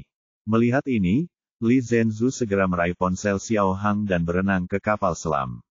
Tangan kirinya berada di pagar kapal selam, dan tangan kanannya menekan tombol untuk menelepon. Hehehe, suaranya yang tersaring terdengar dingin dan mati rasa, dan tawanya bahkan lebih dingin lagi. Kita harus mengikuti aturan mainnya. Kalau kamu masih peduli sama agenmu, jangan kasih tahu siapapun tentang pembicaraan kita. Kau, Zhao Yu menatap Xiao Hang yang sedang menatapnya, lalu cepat-cepat menatapnya. Ia lalu berenang ke sisi lain perahu dan berkata, katakan padaku, apa lagi yang ingin kau mainkan? Apakah kamu takut melihat betapa kuatnya kakek Zhao? Apa? Karena keduanya berbicara dalam bahasa Mandarin, perangkat lunak suara pihak lain mungkin mengalami sedikit keterlambatan. Setelah beberapa detik, tawa dingin pihak lain terdengar di telepon. Hehehe, kamu benar-benar merasa bangga pada dirimu sendiri. Apa maksudmu dengan merasa nyaman? Aku jelas menang. Tentu saja, rasanya nyaman. Aku senang, aku puas, aku hehehe. Zhao Yu tertawa bodoh tanpa alasan, yang langsung mengganggu alur pikiran pihak lain. Pihak lain jelas tidak mengerti mengapa Zhao Yu masih bisa tersenyum begitu arogan saat ini. Petik 2. Bagaimana? Apakah kamu marah? Dia benar-benar melempar granat. Hahaha, setelah melihatku menghancurkan rencanamu 2 kali, apa kau begitu marah sampai mau meledak? Apa kau menyesal mempermainkanku sekarang? Zhao Yu menahan kegembiraan di hatinya dan pura-pura mencibir. Ku bilang, di mataku, kau bahkan bukan burung. Kau hanya bocah kecil yang hanya tahu cara licik untuk memeras orang, sampah rendahan. Kalau kau memang sehebat itu, lawanlah aku dengan pisau dan senjata sungguhan. Jangan bertingkah seperti anak kecil. Cari sandera, bom, atau bahkan kambing hitam. Semua itu cara licik yang bahkan dipandang rendah oleh kura-kura dan bajingan. Kamu sudah dewasa, apakah kamu masih membutuhkan ayahmu Zhao Yu untuk mengajarimu bagaimana berperilaku? Oh, maafkan aku, maafkan aku. Aku terlalu baik padamu. Kau bahkan tidak bisa dianggap manusia. Kamu, omelan Zhao Yu jelas membuat pihak lain menjadi gila. Semakin kupikirkan, semakin aku merasa kalian orang-orang bodoh ini tidak pantas mempermainkanku, kata Zhao Yu nakal. Bagaimana kalau begini? Aku akan menetapkan aturan selanjutnya. Aku akan mendapatkan informasi tentang pangkalan bawah air untukmu dan menukarnya dengan Ding Lan. Zhao Yu, kamu, jangan berisik. Zhao Yu memarahinya dengan marah, dengarkan ayahmu. Kukatakan padamu, aku butuh 3 hari. 3 hari kemudian, aku akan membawakan informasi yang kau inginkan dan menukarnya denganmu. Aku jamin aku tidak akan menipumu. Bukankah kamu sudah punya nomorku? Telepon aku kalau sudah selesai. Kau, pihak lain jelas bingung dengan Zhao Yu. Dia ingin mengumpat, tetapi dia tidak tahu bagaimana membuka mulutnya. Jangan bicara omong kosong. Dengarkan ayahmu. Zhao Yu berkata dengan kejam, aku tidak setidak berguna dirimu. Aku tahu kau menyiksaku hanya untuk membalas dendam. Dia menyebabkan saya kehilangan reputasi dan mati secara tragis. Baiklah, aku akan mengabulkan keinginanmu. Ayahmu tidak sesegan dirimu. Aku akan membawa informasinya, dan setelah pertukaran Dinglan, kau boleh melakukan apapun padanya. Aku akan melakukan apa yang aku katakan, dan aku tidak akan pernah menarik kembali kata-kataku. Anda, baiklah, pergilah dan pikirkan sendiri. Ayahmu lelah, kata Zhao Yu dengan nada menghina, ini satu-satunya kesempatanmu. Jika aku tidak menerima teleponmu dalam 3 hari, aku akan kembali ke Tiongkok dan melanjutkan tugasku sebagai detektif. Aku tidak akan bermain-main dengan kalian, dasar bodoh. Lakukan saja sesukamu. Lalu, tanpa menunggu jawaban dari pihak lain, Zhao Yu menutup telepon. Bab 1968, Pertengkaran dan Tenggelam. Wus, wus. Zhao Yu melambaikan tangannya dan menerobos air. Ia berenang sekuat tenaga dan akhirnya berenang ke arah seorang prajurit yang mengapung di laut. Tentara itu adalah Li Xiucheng. Ketika helikopter menembak, dia tidak hanya tertembak, tetapi kepalanya juga membentur kapal selam dan dia pingsan di air. Lalu, dia hanyut terbawa arus dan sudah puluhan meter dari kapal selam. Untungnya, seseorang melihatnya, jadi Zhao Yu bisa berenang ke arahnya tepat waktu. Saat itu, Li Xiucheng tidak sadarkan diri dan mengambang di air. Tidak diketahui apakah dia masih hidup atau sudah meninggal. Setelah Zhao Yu menangkapnya, dia segera memeriksa tubuhnya dan menggunakan agen hemostatik tak terlihat untuk membantunya menutup luka di perutnya. Untungnya, meskipun dia tidak sadarkan diri, dia tidak tersedak air. Nyawanya seharusnya tidak terancam. Aku datang. Pada saat ini, Xiao Hang juga berenang mendekat. Mereka berdua kemudian menyeret Li Xiucheng kembali ke kapal selam. Kapal selam itu sudah hancur lebur. Dalam serangan tadi, setidaknya 6 orang tersapu peluru senapan mesin. Yang lainnya telah membawa korban luka ke speedboat yang rusak dan merawat mereka. Di antara mereka, salah satu anak buah Li Zhenzu terluka parah dan hampir meninggal. Cepat, selamatkan mereka, selamatkan mereka. Li Zhenzu berdiri di atas kapal selam yang penuh lubang peluru dan mengarahkan semua orang untuk membantu. Ketika ia mendongak dan melihat Zhao Yu, ia langsung berteriak, Zhao Yu. Katakan padaku, apakah telepon yang baru saja kau terima berasal dari mereka? Li Zhenzu menunjuk ke arah hilangnya helikopter. Mereka, yang ia maksud tentu saja musuh. Jangan bohong padaku, kata Li Zhenzu. Aku dengar apa yang baru saja kau katakan. Katakan padaku, apakah mereka membuat persyaratan baru dan memberimu petunjuk baru? Tidak, Zhao Yu dan Xiao Hang menggendong Li Xiucheng ke kapal selam. Zhao Yu melambaikan tangan pada Li Zhenzu dan memberikan jawaban singkat. Ia kemudian berjongkok di samping orang-orang yang terluka lainnya dan mulai menggunakan agen hemostatik tak terlihatnya untuk membantu mereka menghentikan pendarahan. Kau masih berani membantah, Zhao Yu. Li Zhenzu benar-benar marah. Ia melompat ke speedboat yang ditumpangi Zhao Yu dan bertanya dengan marah, Zhao Yu, lihat. Karena kau menolak bekerja sama dengan kami berakhir seperti ini. Apa kau masih akan keras kepala? Katakan padaku, apakah mereka baru saja meneleponmu? Kemudian, Li Zhenzu mengulurkan tangan dan mengambil ponsel Zhao Yu dari sakunya. Sudah kubilang, tidak. Zhao Yu ingin mengambilnya kembali, tetapi Li Zhenzu mendorongnya. Namun, ponsel itu memiliki layar kunci, jadi Li Zhenzu tidak membukanya. Ia menunjuk ke layar dan berkata, lepaskan layarnya dan biarkan aku melihat ide penelepon. Yang termuda. Pada saat itu, para detektif polisi berseru. Detektif polisi yang terluka paling parah sebelumnya tidak memiliki tanda-tanda vital. Ah! Li Zhenzu terkejut. Ia buru-buru berlari ke arah pria yang terluka itu dan berlutut di depannya. Ia berteriak cemas, "Bungsu, bungsu, semangat, bungsu." Melihat betapa bersemangatnya Li Zhenzu, agen-agen lain tak tahan lagi. Mereka segera menariknya pergi dan menjelaskan, peluru itu menembus tubuhnya. Dia tak bisa diselamatkan lagi. Saat itu, Zhao Yu sudah menggunakan agen hemostatik dan alat pacu jantung pada pria itu, tetapi sistem memberitahu Zhao Yu bahwa alat-alat ini tidak efektif. Dia sudah meninggal. Bungsu, bungsu. Air mata Li Zhenzu langsung mengalir deras. Meskipun ia tidak berteriak sampai suaranya serak, ia tetap berteriak dengan perasaannya yang sebenarnya. Setelah menangis cukup lama, Li Zhenzu menyeka air matanya dan kembali ke ponsel Zhao Yu. Ia berkata kepada Zhao Yu dengan nada memerintah, "Zhao Yu, nyalakan ponselmu sekarang juga. Coba kulihat siapa yang baru saja kau ajak bicara." Zhao Yu merentangkan tangannya dan menasihati, "Tenanglah." Pada akhirnya, kata-kata Zhao Yu justru sebaliknya. Li Zhenzu tidak berkata apa-apa, melainkan membuka telapak tangannya dan menamparkan wajah Zhao Yu, ingin sekali menamparnya. Namun, Zhao Yu tidak bisa dianggap remeh. Tepat ketika telapak tangan Li Zhenzu hendak menamparkan wajahnya, ia langsung meraih pergelangan tangannya. "Hei, apa yang kau lakukan?" Mata Zhao Yu terbelalak lebar. Meskipun dia mengerti perasaan Li Zhenzu, dia tidak setuju dengan perilakunya. "Ah!"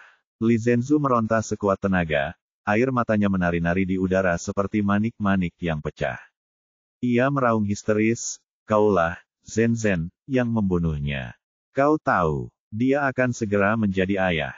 Kaulah yang membunuhnya, ah." Hei! Tiba-tiba, Xiao Hang muncul dari samping, mengulurkan tangan, dan membuka tangan mereka. Lalu ia berkata kepada Li Zhenzu, "Sheriff Li, tenanglah. Bagaimana mungkin Zhao Yu disalahkan untuk ini? Pikirkanlah, musuh sudah membuat semua rencana mereka," kata Xiao Hang dengan marah. "Jika Zhao Yu tidak menghentikan mereka tepat waktu, lebih banyak orang akan mati." "Salah. Jika kau bekerja sama dengan kami lebih awal, kami pasti sudah menghentikan mereka tepat waktu," teriak Li Zhenzu. "Ini tidak akan terjadi. Yang termuda tidak akan mati." "Salah." Zhao Yu juga sedikit marah. Dia segera meninggikan suaranya dan membalas, "Kalau kukatakan, konsekuensinya pasti lebih serius dari ini. Kau masih belum bisa mengatakannya," teriak Zhao Yu. "Mereka datang bukan untuk balas dendam. Mereka hanya ingin menggunakan serangan teroris ini untuk mengakhiri hidupku dan menghancurkan reputasiku. Tanpa aku, semua rencana mereka akan dijalankan secara rahasia. Saat itu, kerugianmu akan jauh lebih besar daripada sekarang." Berhentilah mencari alasan. Mata Li Zhenzu melebar. "Musuh sudah menembaki kita. Jika helikopter tidak pergi, tetapi berputar balik dan terus menembak, maka kita semua akan mati. Alasan mereka tidak melakukan itu adalah karena mereka ingin kau tetap hidup agar kau bisa terus mendengarkan mereka dan dimanfaatkan oleh mereka." Teriak Li Zhenzu, "Bukankah terlalu kebetulan teleponmu berdering? Katakan padaku, apakah mereka menggunakan adik perempuanmu untuk mengancammu lagi?" "Hei!" Zhao Yu menunjuk hidung Li Zhenzu dan memarahi, "Aku sudah lama menoleransimu. Kukatakan padamu, aku punya rencana sendiri, dan aku akan menggunakan caraku sendiri untuk menangkap orang-orang itu." Apa maksudmu dengan metodemu?" Li Zhenzu mencibir, "Adik perempuanmu adalah manusia, tetapi bukankah bawahanku manusia? Demi adik perempuanmu, kau bisa mengabaikan hukum dan menjadi teroris, ya? Kau..." Zhao Yu sangat marah. "Logika bengkok macam apa itu? Kukatakan padamu, aku akan menyelamatkan orang-orang dan menangkap orang jahat. Kalau kau pintar, jangan halangi aku." Wus! Mendengar kata-kata Zhao Yu, Li Zhenzu tiba-tiba mengeluarkan borgolnya dan berkata, "Sadarlah, kau menghalangi jalanku sekarang. Kalau kau masih tidak memberitahuku apa namamu, lihat saja nanti bagaimana aku akan memperlakukanmu." Kemudian, Li Zhenzu mengambil borgol dan hendak memborgol Zhao Yu. Zhao Yu juga sangat arogan, mulutnya penuh amarah dan umpatan. Melihat ini, Xiao Hang segera berdiri di antara keduanya untuk menghentikan perkelahian. Namun, sebelum Xiao Hang sempat menghentikan keduanya, ia tiba-tiba mendengar derit dari kapal selam di sebelah mereka. Dia menoleh dan melihat bahwa karena suatu alasan, haluan kapal selam itu terangkat tinggi. Oh. Pada saat ini, bukan hanya Xiao Hang, tetapi semua orang juga terkejut dan menghindar. Detik berikutnya, haluan kapal selam yang besar menghantam laut, menciptakan gelombang yang tak terhitung jumlahnya. Kemudian, seluruh kapal selam tenggelam ke dasar laut. Petik 2. Bab 1969, Bab 1966 tujuan yang tidak masuk akal. Pukul 80 malam itu, kantor polisi Guangzhou, di ruang komando. Kau menggodaku lagi, kan? Xiao Hang berdiri di depan layar besar di ruang komando dan berkata kepada Park Xianhe, penanggung jawab pasukan Korea, sebuah helikopter militer menyerang kita di laut, tapi kau masih belum menemukan apapun. Jangan bilang pesawatnya menghilang begitu saja. Ada senapan mesin di pesawat. Siapa yang tahu kalau ada rudal lagi? Apa kalian tidak khawatir? Maaf, kata Park Xianhe dengan wajah memerah, kami telah memeriksa semua pesawat berjenis sama. Sejauh ini, kami belum menemukan satu pun yang hilang atau tidak terpakai. Kami menduga pesawat itu tiruan musuh. Apa-apaan ini? Xiao Hang tampak kecewa dan mengeluh lagi. Meskipun itu tiruan, bukankah kau punya sistem pertahanan laut? Meskipun itu pesawat militer, bukankah mereka menemukan apapun? Sistem kami akan mengenali pesawat militer, Park Hyun-ho menunjuk ke layar lebar. Kami sekarang telah mengonfirmasi bahwa pesawat militer palsu itu seharusnya memasuki daratan dari Pulau Mai di dekatnya. Namun, begitu memasuki daratan, akan sulit untuk menemukan arahnya. Xiao Hang menyeringai. Itu berarti mereka bisa bersembunyi di mana saja di daratan. Bukankah ini sedikit? Tidak ada pilihan, Park Hyun-ho menunjuk ke layar lebar dan berkata, kondisi nasional kita berbeda, dan penempatan kita memiliki banyak kendala. Begini, lebih jauh ke barat Pulau Mai adalah markas mereka. Oh, Xiao Hang akhirnya mengerti bahwa situasi nasional yang dibicarakan Park Xianhe berbeda. Itu karena ada pangkalan militer di negara besar. Lalu, Xiao Hang bertanya, apakah menurutmu pesawat itu berada di bawah perlindungan mereka dan sekarang disembunyikan di pangkalan militer mereka? Tolong jangan bicara omong kosong, Park Xianhe buru-buru menarik Xiao Hang ke samping dan berbisik, secara teori, itu tidak masuk akal. Lagi pula, pesawat yang disamarkan itu model militer kita. Kalau benar-benar terbang ke pangkalan militer AS, pasti terlalu kentara. Oh, Xiao Hang merenung sejenak, lalu mengangguk dan berkata, jika kita benar-benar memiliki hubungan dengan mereka, maka kita tidak bisa terbang ke pangkalan militer AS. Kami juga berkomunikasi dengan mereka, jelas Park Xianhe. Mereka setuju untuk membantu kami menyelidiki. Xiao Hang mendesah. Mereka punya kemampuan untuk membangun pesawat militer. Pantas saja bosku tertangkap oleh mereka. Siapa orang-orang ini? Bos yang dimaksud Xiao Hang adalah Miao Kun. Memang aneh, bisik Park Xianhe. Rasanya seperti kembali ke era Perang Dingin, tapi teknologi sekarang sudah sangat maju, dan informasinya begitu cepat. Kalau ini undang-undang pemerintah, siapa yang berani bermain api? Memang, mencuri hasil penelitian orang lain dan bahkan membunuh mereka agar mereka tutup mulut, kata Xiao Hang. Hanya orang gila yang iri yang akan melakukan hal seperti itu. Kurasa itu juga bukan undang-undang pemerintah. Tapi, kalau untuk keuntungan pribadi. Cek-cek, kata Xiao Hang, lalu tanpa sadar menoleh ke belakang, tapi dia tidak melihat Zhao Yu. Dia merasa gelisah. 1 jam yang lalu, Zhao Yu dibawa ke ruangan lain oleh Li Zhenzu untuk memberikan pernyataan rinci. Xiao Hang tahu bahwa mereka berdua bagaikan api dan air. Ia khawatir Zhao Yu akan dirugikan, jadi ia segera mencoba menghentikannya. Namun, Zhao Yu menunjukkan bahwa ia tidak keberatan dan bersedia ditanyai, lalu mengikuti Li Zhenzu dengan patuh. Namun, Zhao Yu belum kembali. Xiao Hang sangat khawatir. Segala sesuatunya bisa dijelaskan, tapi bagaimanapun juga, Zhao Yu telah menculik Li Zhenzu di gedung teknologi, dan mereka juga merampok helikopter rumah sakit. Jika Han Fang benar-benar mengejar masalah ini, Zhao Yu tidak akan bisa melarikan diri. Karena alasan ini, Xiao Hang telah menghubungi Li Jing sejak awal dan memintanya untuk menggunakan koneksi tingkat tingginya untuk membebaskan Zhao Yu. Dia bertanya-tanya bagaimana situasinya sekarang.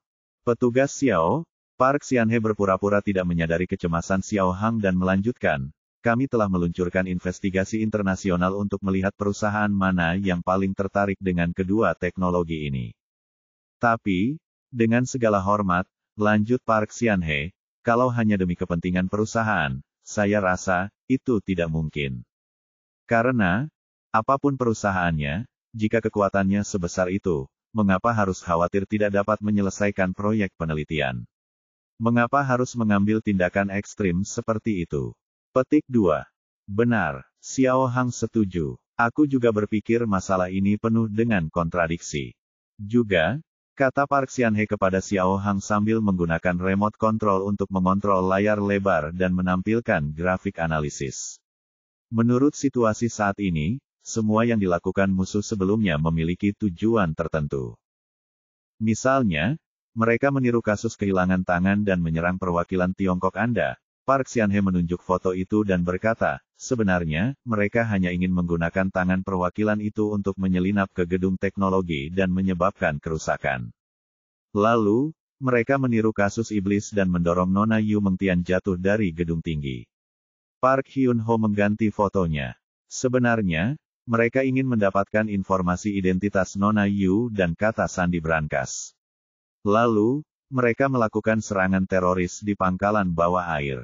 Tapi, Park Xianhe menggelengkan kepalanya dan berkata, kedua kasus tiruan itu sepertinya tidak masuk akal, kan? Satu kasus adalah mayat wanita tanpa kepala, dan yang lainnya adalah pembunuhan di pulau. Aku tidak mengerti. Park Xianhe membuka foto kedua kasus itu dan berkata kepada Xiao Hang, mengapa mereka meniru kedua kasus ini? Petik 2. Sudah dikonfirmasi, kata Xiao Hang. Pemilik mayat perempuan tanpa kepala ini adalah Putri Si Wei. Orang ini adalah pemimpin sebenarnya dari kelompok kriminal Si Wei setelah kematian Si Wei. Tapi setelah penindasan Londi, dia sudah menjadi anak panah di ujung penerbangannya. Ya, agak aneh, Xiao Hang mengerutkan kening. Apa tujuan musuh membunuhnya? Jangan bilang, bahwa wanita ini punya rencana rahasia di Korea. Petik 2. Petugas Xiao, kata Park Xianhe terus terang, kami hampir tidak tahu apa-apa tentang situasi wanita ini. Saya harap Anda dapat memberikan kami lebih banyak informasi tentang wanita ini agar kami dapat melakukan penyelidikan di negara ini. Oh, tentu saja, Xiao Hang mengangguk cepat. Aku sudah melaporkannya ke atasanku. Jangan khawatir, informasinya akan segera dikirim. Baiklah. Bagus, bagus. Setelah Park Xianhe mengungkapkan rasa terima kasihnya, dia menunjuk ke foto lain dan berkata, namun, lebih sulit lagi untuk berspekulasi tentang kasus pembunuhan pulau yang ditiru musuh. Sehubungan dengan kasus ini, apa tujuan musuh? Petik 2. Apa yang sulit ditebak? Pada saat ini, Li Zhenzu tiba-tiba masuk dan berkata kepada semua orang, mereka membunuh begitu banyak orang hanya untuk membiarkan wanita Timur Tengah itu mengirim pesan kepada detektif kita, Zhao Yu. Oh, Xiao Hang dan Park Xianhe berbalik.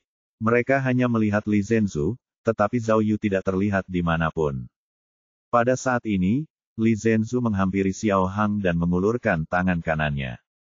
Petugas Xiao, Zhao Yu telah mengaku. Wanita Timur Tengah bernama Lola memberinya sebuah USB mini saat tidak ada yang memperhatikan, yang berisi informasi pemerasan musuh. Sekarang, Li Zhenzu menekuk jarinya, tolong berikan aku USB-nya. Ini, jantung Xiao Hang berdebar kencang. Tunggu sebentar, di mana Zhao Yu? Petik 2. Bab 1970, Bab 1967 Tahanan Wanita. Meskipun mereka berasal dari negara yang berbeda, ruang interogasi yang gelap hampir sama. Pada saat itu, Zhao Yu sedang duduk di ujung ruang interogasi, tangannya menopang kepalanya, tampak sangat lelah. Efek samping penambah energi belum berakhir, tetapi Zhao Yu tidak berniat untuk beristirahat. Pikirannya masih mencoba mengingat apa yang terjadi sebelumnya. Alasan kapal selam itu tiba-tiba tenggelam adalah karena peluru helikopter mengenai alat snorkeling kapal selam. Untungnya, tenggelamnya kapal selam itu tidak menyeret Zhao Yu dan yang lainnya ke dasar laut, jadi mereka tidak terluka. Tak lama kemudian, penjaga pantai yang bergegas menyelamatkan mereka dan membawa korban luka ke rumah sakit untuk dirawat. Untuk menangani penyelidikan lanjutan, polisi setempat tidak kembali ke Seoul, tetapi memilih kantor polisi Kangsu terdekat.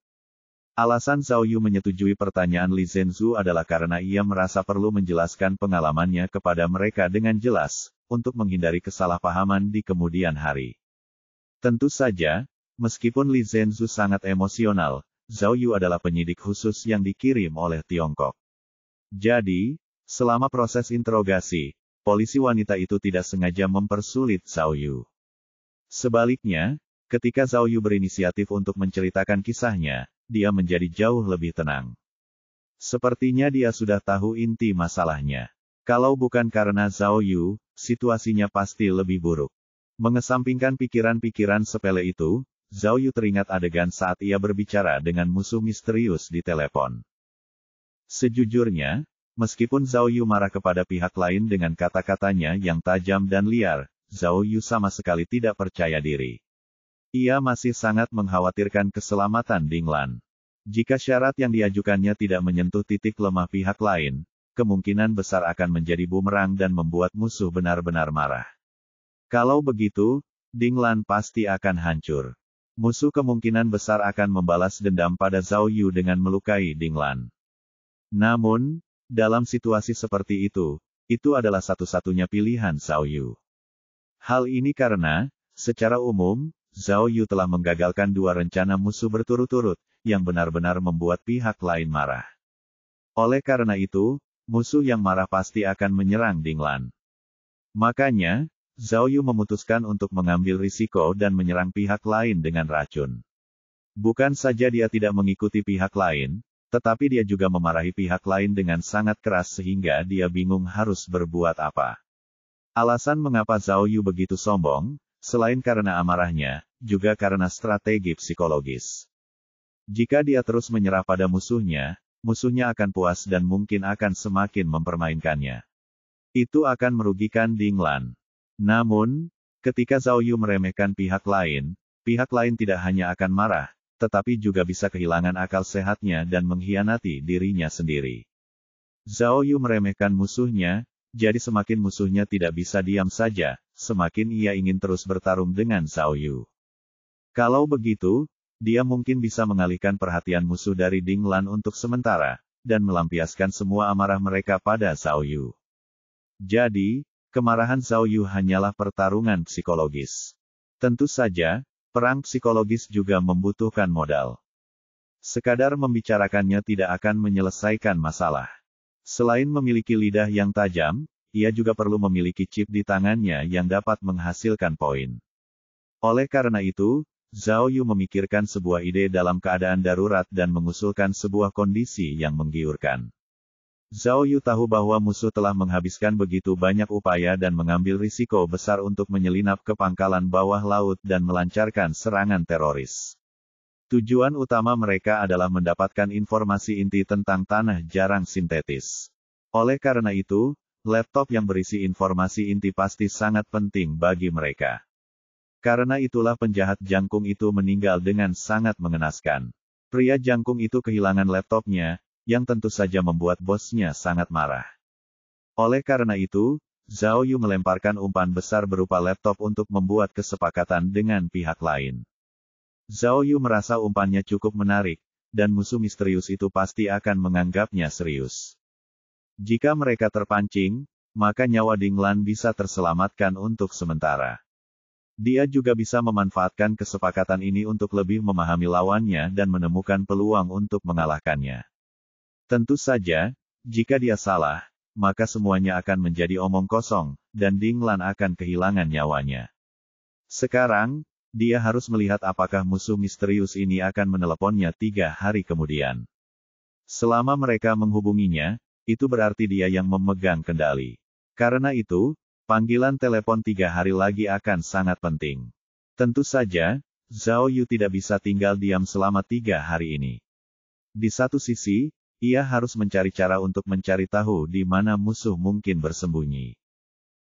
Di satu sisi, dia harus memprediksi langkah musuh selanjutnya.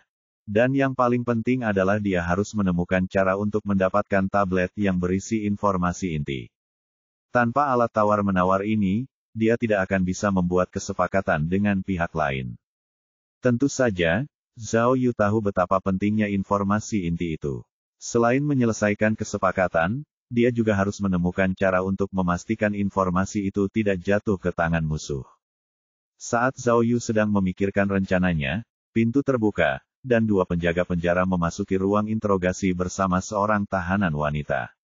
Begitu melihat tahanan wanita itu, Zhao Yu langsung berdiri.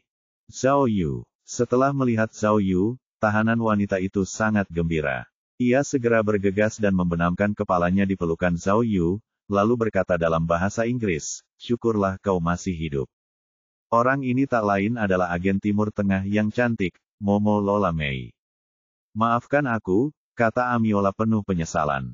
"Aku terpaksa melakukannya. Mereka mengancamku dengan nyawa kepala suku. Aku tidak punya pilihan." "Laura." Zhao Yu mengulurkan tangan untuk menghibur wanita cantik Timur Tengah itu, lalu memberi isyarat agar dia duduk di depannya dan berkata, "Jangan terlalu tegang. Ceritakan pelan-pelan, apa yang terjadi antara kau dan kepala suku? Siapa orang-orang mati di pulau itu?" "Orang-orang itu adalah orang-orang kepala suku," kata Amiola dengan gembira. "Kami diserang. Mereka membunuh orang-orang itu dan menggantungku di tali." "Bawahan kepala suku?" tanyanya. "Siapa yang menyerangmu?" tanya Zhao Yu. "Beberapa hari yang lalu, Kenang Melaura, kepala suku diundang ke Pulau Jeju untuk menghadiri jamuan makan. Pada saat yang sama, Sevan Bah, JK, Juliet, dan Miao perempuan juga diundang. Mereka semua adalah orang-orang yang berpartisipasi dalam acara detektif. Undangan." Zhao Yu bertanya lagi, "Siapa yang mengundangmu?" "Itu bahasa Korea, Li." Amiola tak bisa mengingatnya. Li Benceng. Mata Zhao Yu melebar. Petik 2. "Benar, aku tidak tahu apa yang dia katakan kepada kepala suku," kata Amelia. Kepala suku menanggapinya dengan sangat serius dan pergi menemuinya sebelum dia sadar. "Aku tidak tahu kalau itu jebakan. Kami diserang segera setelah kami tiba di lokasi yang ditentukan untuk perjamuan.